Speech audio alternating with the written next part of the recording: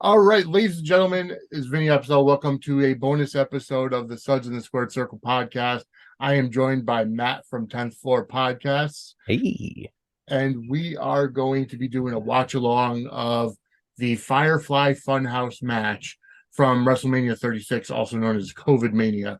Um, and it was one of the only two cinematic matches on the WrestleMania card. The first one being the first night Undertaker versus AJ Styles in the Boneyard match. However, this one was a lot different.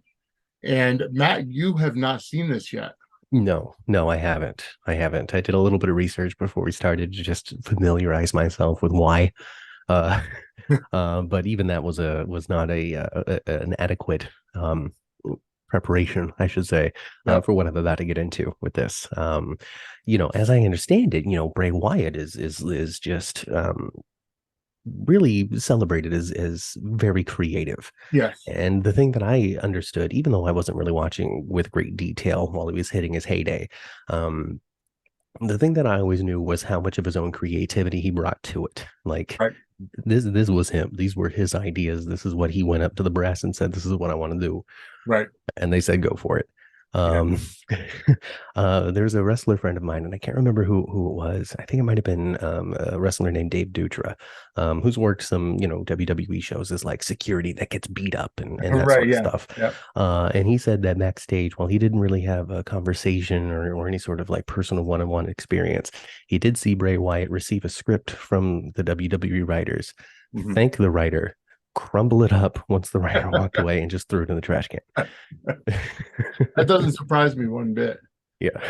Uh, I mean, as a matter of fact, with Bray, it was when he went during COVID, even after this match, later on that year, or maybe 2021, he was actually released from the WWE, and then came back in October of last year. WWE had actually brought on a Marvel writer to Interesting. yeah, just to work with Bray, but also to work on a lot of the continuity of the storylines, the long-term storytelling. And he's had his hands in the bloodline, story, but also he was brought in specifically for Bray Wyatt's character. Um, and with Bray, a lot of people are looking at his most recent run, up until his last match, which was back in March against LA Knight, and Hmm. they've been looking at it as a disappointment because they kind of got a couple of soft starts, and and then Bray did get sick. We know the story now. Back in March, he contracted COVID, which had heightened a heart issue that he had, Hmm. um, and then which the last we heard of it was Bray was getting almost cleared to was close to being cleared back at the beginning of this month, and then all of a sudden we find out last week that he passes away of a heart attack. Um, so it's something where it just so much untapped potential, and we say that about a lot of young guys that passed away, unfortunately, going back to Owen Hart, Brian Pillman, Eddie Guerrero, but especially with Bray, because it seems to me like there was just a lot of starting and stopping. Um, in my opinion, his greatest character was the Wyatt family cult leader. Um, but when it comes to creativity, when he brought the Fiend in, I think the Fiend had a lot of the characteristics that could have potentially made the character into the next evolution of like the Undertaker, Hmm. supernatural, uh, the supernatural powers, the supernatural type of stuff. Unfortunately, the WWE bungled it by giving him the world title, and Yeah, I heard that criticism as well. Getting the championship too early. yeah, You win the belt, ultimately you have to lose it. It's the Bill Goldberg issue from right, WCW. You got this monster, you give him the belt, and someday he's gonna have to lose. exactly, and that's what the unfortunate thing was. Um, when the Undertaker first won his world title from Hulk Hogan in 1991, um, it was had a lot of, as Pat Patterson would say, gaga associated with it. You know, Ric Flair was out there with the chair, Paul Bearer had the urn. There's a lot of interference for, you know, the Undertaker to win the world title and then for him to lose. Again, there was just a lot of that, you know, storytelling device to get the title off. It wasn't a clean. Hmm. So when it came to the Fiend winning the world title from Seth Rollins back at, you know, Hell in a Cell, I think it was in Saudi Arabia or whatever. It was one of the Saudi Arabian premium live events. They ended up backing themselves into a corner. Like, how are you going to take the title off of him? You know, they just set it up way too early. So the How ultimately did they take the title off of him? Do you remember? Yeah, they ultimately took the title off of him at I believe it was, if I remember correctly, it was Goldberg. Um, Okay. it was Bill Goldberg who beat Interesting. the Fiend, ironically, to Yeah. to win that title and then go on to lose the title to Braun Strowman at this same WrestleMania. Um, Okay. and because he was originally supposed to face Roman Reigns, Reigns backed out because of COVID, and his, you know, his leukemia had his immune system. He was immunocompromised, so it makes sense for him to back out at the time. Hmm. So that's just kind of some backstory into the Fiend character, the Fiend run, how things happened. Um, for this, we're gonna be doing a watch along. So Yeah. for those of you that have Peacock, WWE actually made it easy. They actually put up a best of Bray Wyatt section on their section of Peacock. So all you have to do is go over to Peacock, go over to WWE section, then you're going to see Cena versus The Fiend, WrestleMania 36. It's 16 minutes and 24 seconds. Do you have Peacock or would you like me to share my screen? You know, if you could share your screen, that's going to make it easy for both of us because we'll be all queued up to the same moment. Sure. I will go ahead and do that. Let me get it I set. appreciate it. Thank you. Yeah, not a problem. All right. So the volume This is is this is off. good. This is exciting. So I left watching WWE when Bray Wyatt was in the Wyatt family. I think John Cena was going to be wrestling The Rock for the first time. You know, in that once in a lifetime moment, that match that happened to be twice in a lifetime. And I remember distinctly John Cena telling The Rock that, you know, he left, you know, and John Cena's never going anywhere. He's going to wrestle until, you know, the day he dies or whatever, and blah, blah, blah. Uh, um, and as I understand it, years later, he had to take back that statement. And he was like, I didn't realize that I wasn't allowed to wrestle while also doing movies. I didn't know that there was so much money and insurance involved. And I kind of Right. want to apologize to the fans for leaving because I didn't know that I couldn't stay. Right. No, yeah, you're absolutely right. Um, so I'm sharing my screen. I don't want it to be, let's see, I don't want it to necessarily be that, Yeah. I don't want it to show the full video because Right, I that's, understand. I think let's see. there's different views that can be taken.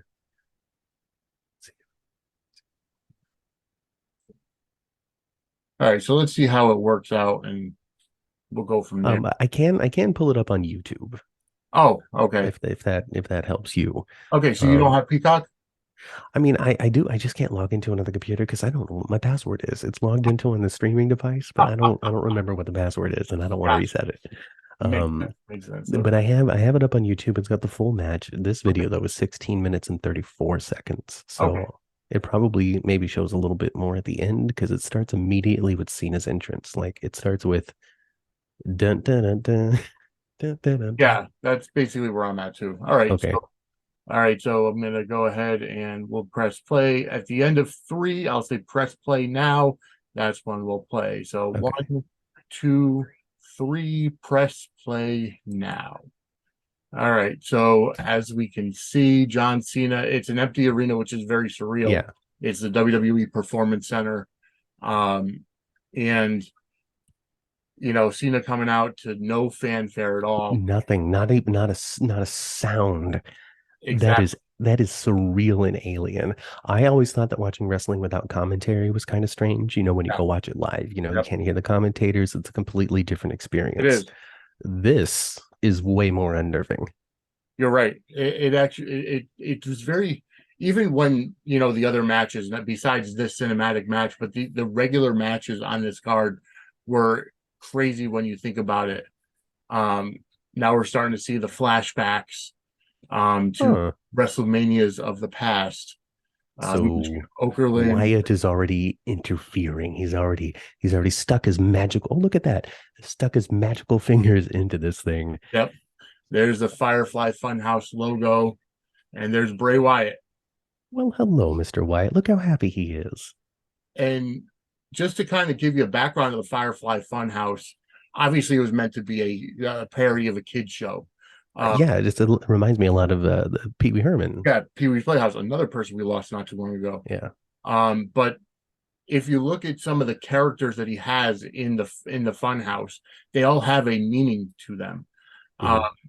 the witch in the window, Abby the witch, was reminiscent of Sister Abigail, which was a throwback to his you know Yeah. cult character. That was the whole point of the cult. Right. There's also a box on the table that says Mercy the Buzzard. It's a Mhm. buzzard that wears like a flowery Hawaiian shirt, throwback to Dan Spivey's old WWE character Waylon Mercy, Okay. which was a throwback, which was a kind of ripoff of one of the characters of Cape Fear, which is a movie I never saw, so I can't really relate. That's Um, really awesome though. Like just the layers and layers and layers that exactly. exists just in the set itself. There's also a pig stuffed animal called Huskus, which is a throwback to Bray Wyatt's previous character Husky Harris, which he broke into NXT on. Um, so now you Goodness. see John Cena in the Firefly Funhouse. Okay, so getting sucked into the Firefly Fun House now, Mhm. completely unnerved. He has no And idea what's going on. There's there's puppets now. Rambling Rabbit, who is almost like Kenny in South Park, almost gets killed every episode of the Firefly Funhouse. He's the one that kind of is so afraid of the Fiend, Yeah, and he basically tells John Cena not to go in there. right. Uh, Don't do it. Don't do it.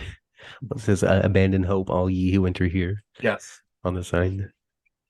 God, just imagine if they had the budget and the ability to do cinematic stuff when the Undertaker was at his prime. exactly. I Well, know he they did the thing did. with AJ Kirsch at this WrestleMania, I think it Mhm. was, or AJ Styles. Yeah. AJ Kirsch is a friend of mine. Uh, um, but oh God, see, Yeah. just this kind of stuff. Imagine Hulk Hogan and the Oh Undertaker yeah. getting involved in this kind of stuff. Well, I mean, they did do one sort of similar cinematic match with the Undertaker in the late '90s with Mankind in the Boiler Room Brawl. Yeah, I remember that. That was partial. There's um the evil, obviously supposed to be Vince McMahon. Right. Um, and I can't remember what his name that the I can't remember what you know the character's name was, but obviously it's supposed to be Vince. Right. Okay. So he's talking ruthless aggression, ruthless Yeah, aggression. he's So saying we are going you back to better the you beginning better then. get in there, win this, or you're fired. Basically. John Cena launched ruthless aggression, Yep, is exactly, what he did. and that's exactly what we're going to now. Yeah. They're throwing the flashback of the Kurt Angle Invitational when Hmm. John Cena first came out. Uh, Yes. Yes. Before the I saw it. yeah, before the Doctor of Thugonomics.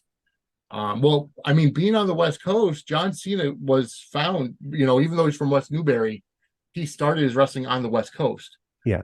UPW, Rick Bassman, Hmm. um, and that's where Joe Briscoe and Jim Ross founded him, and then brought him into OVW, which was their training facility at the time. But now they're reenacting that, Hmm. and Bray is playing the mind games, Yeah. which was fantastic in the match. I mean, so this is match, this is promo, this is sketch, this is wrestling, this is all sorts of different stuff. and and, Um, and for John Cena to go through, go along with it, was absolutely fantastic. But to see him also bring out his older gear, like that was the yeah. gear he wore, And now he's saying, same thing, ruthless aggression. And instead of slapping Kurt Angle, Bray keeps Yeah. ducking. He just keeps ducking. So he's like, I love the imagination of this. I'm a big sci-fi nerd. So the concept of going back in time and manipulating the flow of Cena's career, taking away the slap and leading into whatever the heck is next. I don't even know. Yep. And there's, Mr. Big Boss Man and Macho Okay.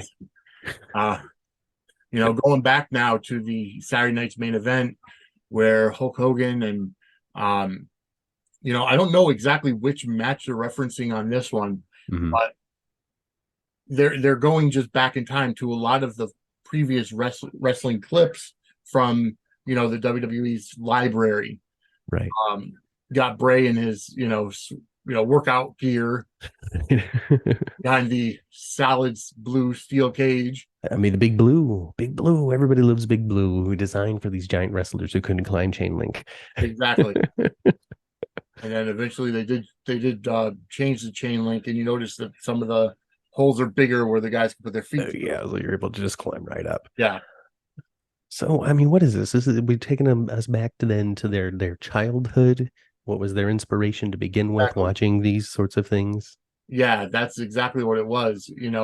The fact that they both grew up in the same era in the 80s, Hmm. watching Saturday Night's Main Event, watching the era of the golden era, what we call it. Um, you know, it would have probably been a Hulk Hogan and Randy Savage interview segment, or Yeah. uh, Yeah, this is definitely a classic 80s like training montage, yeah, reminiscent of like, I mean, Sting and the British Bulldog come to me, but that's a completely different company. yeah, But but it's the same basic premise. yeah, yeah, yeah.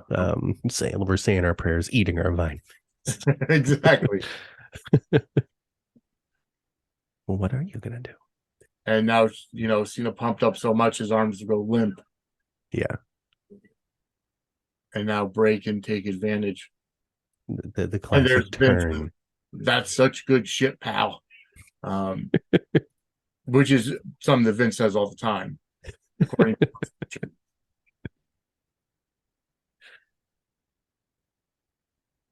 And now here comes the Doctor of Thugonomics, Yeah, yeah. All right. So, we had ruthless aggression, white meat, babyface Cena. And as I remember it, he rapped for I Stephanie don't know, McMahon. just for the boys in the Well, back. for the boys, yeah, on the bus. Yeah.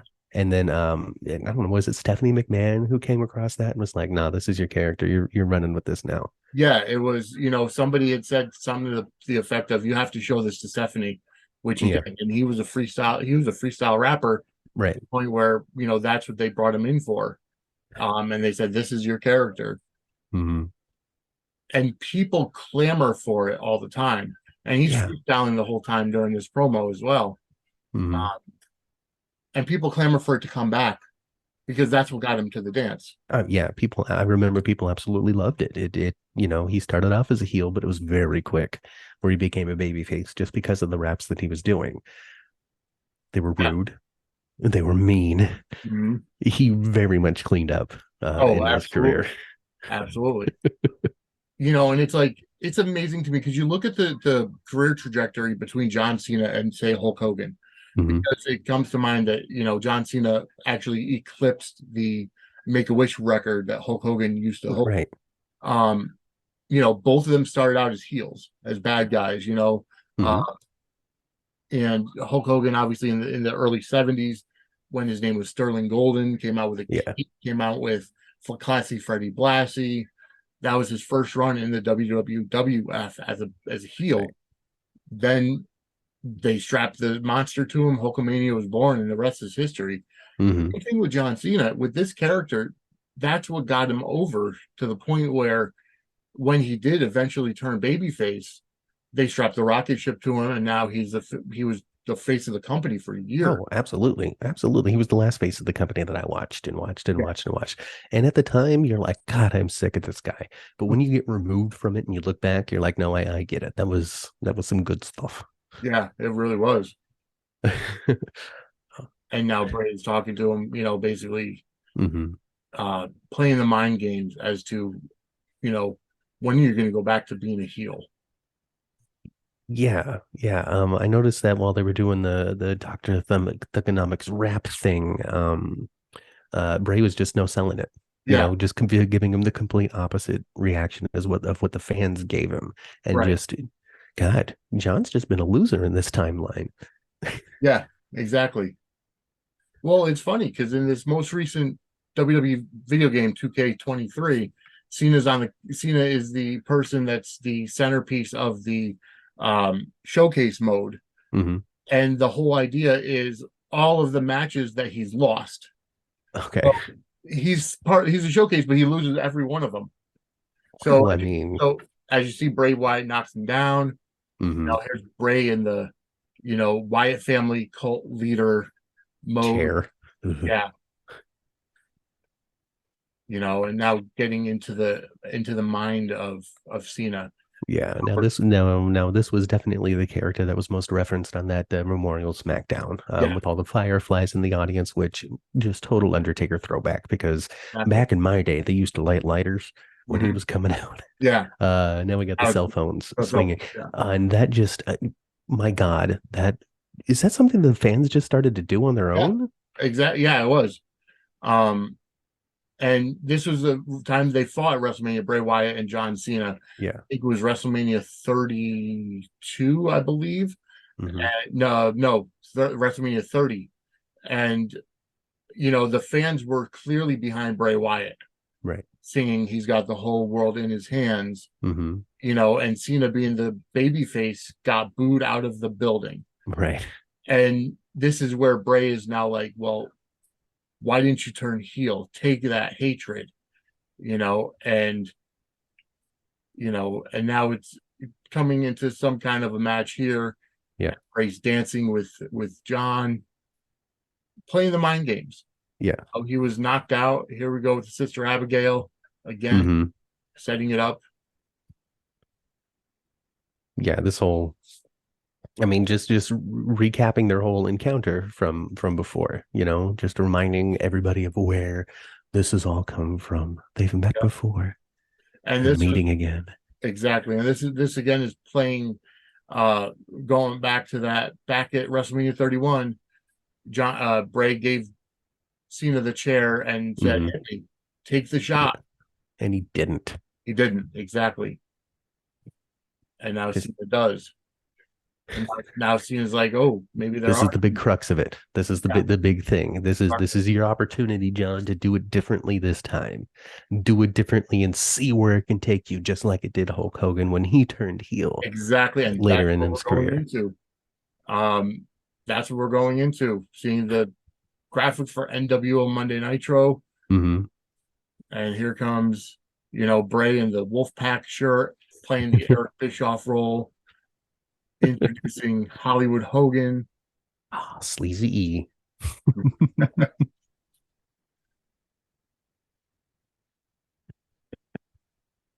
My God. Bischoff impressions. And here comes Cena in the NWO Yeah. outfit, as if what would have happened. What would have What? happened if you went Yeah. went to the dark side? Oh man. Like that. I mean, I would have been for it.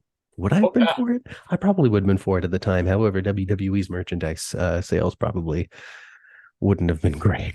Well, I mean, to be fair, the Oh, NWO merchandise, 27 years later, or whatever it it's still is super strong. still Yeah. towards like number four sellers in the company. That's great for being so basic.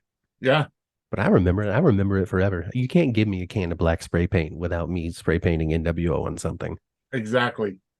And now Cena's just reliving all of the losses, all of the pain and torture, Yeah. and he just snapped on Bray, and now he's now he's punching the pig, Huskus.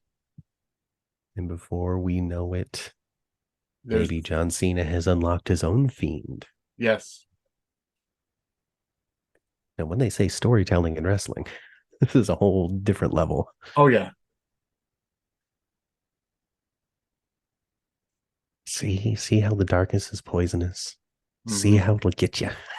and now the Fiend has a mandible claw Yeah. on Cena. into the Sister Abigail.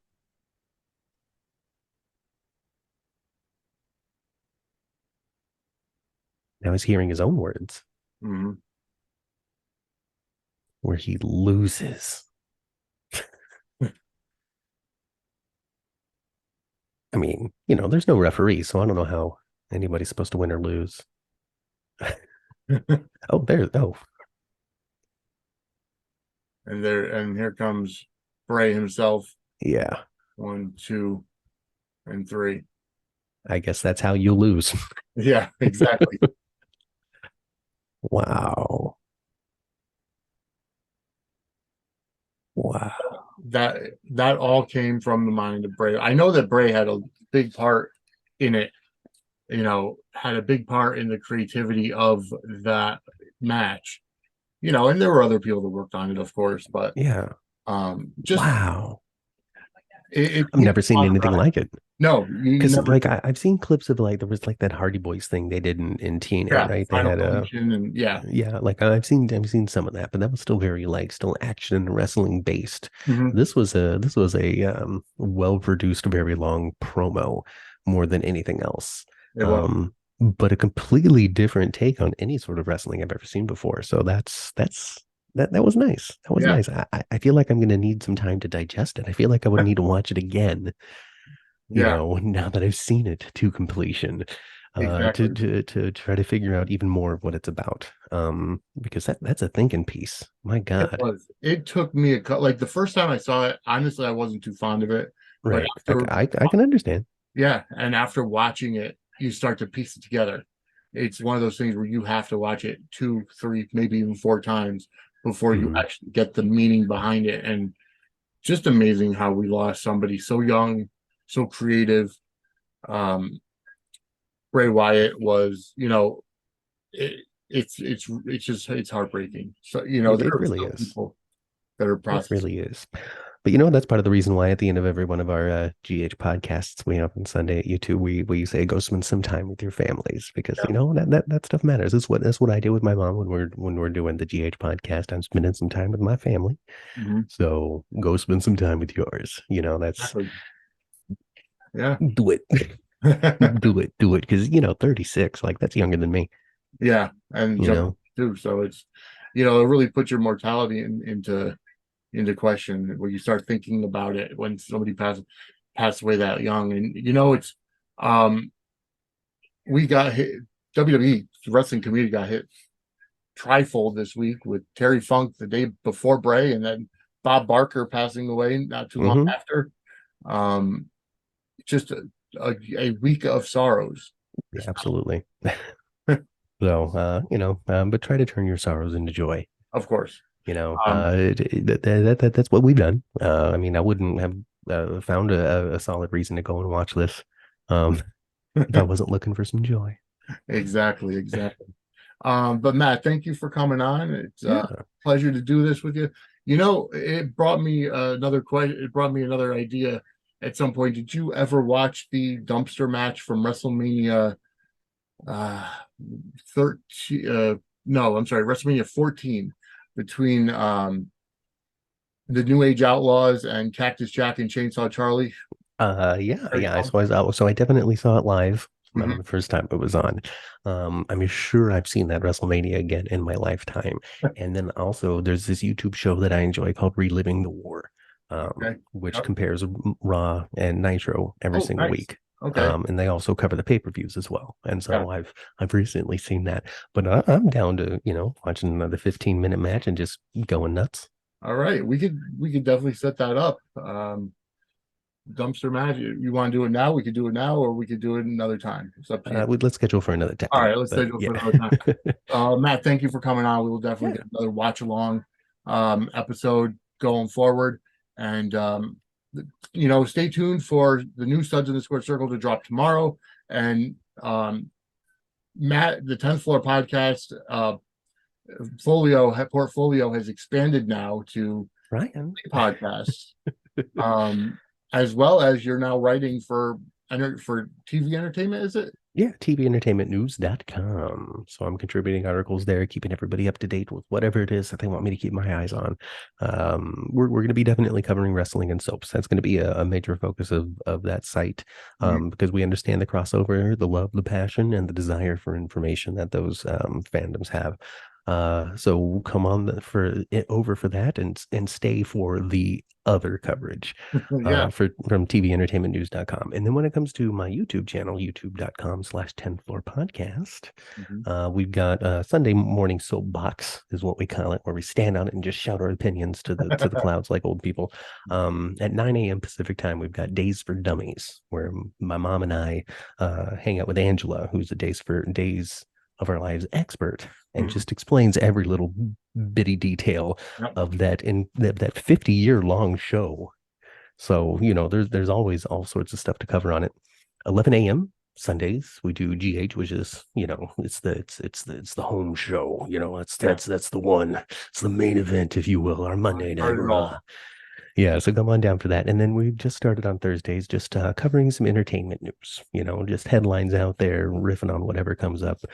Um, no form or function or structure yet that we've been able to develop, but come on to the ride with us. Watch us evolve. Let's see where it goes. Very nice. Actually, there's one thing I do want to bring up while I've got you here. I put out I don't call them tweets anymore. I call them excerpts because it's now X instead of Twitter. But I put out an excerpt yesterday comparing Sasha with her current storyline to Ricky Morton of the Rock and Roll Express, Mm-hmm. in that she is the ultimate sympathetic babyface. And for Everybody those just wants to see her win, damn it. exactly, for those of you that are wrestling fans and understand the wrestling business, the Rock and Roll Express were the, quintessential babyface tag team. And during the heyday of Jim Crockett era and Mid South, they were and Memphis territory, they were the ones that Ricky Morton was always the one in the ring selling, getting beat up by the heels. He would actually mouth to the crowd, "Help me." That's how much of a sympathetic babyface he was, and I think that's what we're getting with Sasha now. Yeah. I'm enjoying that story. I know that it's offending a lot of people because of the drugging aspect Content. of Yeah. it. It's a very controversial storyline, but Yeah, I'm I get it. I understand. Some of the reaction I think is more of a sign of just the culture of the times. The newer millennial Gen, I don't know, whatever you want to label these people as, yeah, coming in with just a different sentiments and different mindset and different opinions on what's okay. right, And what we're seeing is just kind of a clash with what is traditionally classic soap meeting a new audience that's finding these very cliche and normal soap experiences to be wrong. yes. Um, what I'm seeing, and this is just my take on it, if Mhm. your take is different, cool. I'm not Okay. going to tell you that yours is wrong, but my take on it is we're finally seeing Sasha get to a point in her life where she knows that there's that she just knows. She might be in a position where she's losing right now, where she's looking to the audience and saying, "Help me." Mhm. But Bobby Gibson is right there, whatever his name is. Robert Gibson, yeah, Robert Gibson is right there in the corner in the form of Cody, yeah, reaching in for that hot tag, ready to say, I see you, hmm, seeing you. All right, you need to do is reach to me, and together we'll be able yeah, to get to it. But Sasha's going to be the trigger of this. She's going to be the one that stands up to Gladys. She's going to be the one that stands up to the doctor. Cody might accidentally kill somebody. I don't know how that'll go on. But what I'm seeing is Sasha getting to the final story of Sasha's struggle, where she exactly. finally blossoms into somebody 10 times as strong. I agree completely, 110%. And I'm for it. I think this storyline is giving Cody the meat to sink his teeth into, and his Mm-hmm. the storyline that's bringing him up to main event status. And I really feel At like, least upper mid card. yeah, The absolutely, main event's hard to break into. All you're right. right. You need to join like the mafia or something. Right, You have to, the NWO, if you will, exactly. get elevated up to Sonny's Hulk Hogan yeah, stand next to him and you can be in the main event. But upper mid card, very strong, very Absolutely. strong. When you're playing, when you get to play with Sam and Dante and Yeah, all of these other really strong performers, it's going to be glory. I'm very excited to see I, how I am everything too. goes. I am too. But all right, folks, thank you for joining us for this bonus edition watch along podcast for the remembrance of Bray Wyatt, the Firefly Funhouse match from WrestleMania 36 for Matt from the 10th Floor Podcast Network. I am Vinny from Suds in the Squared Circle, and we will see you next time. Have a great night, everybody.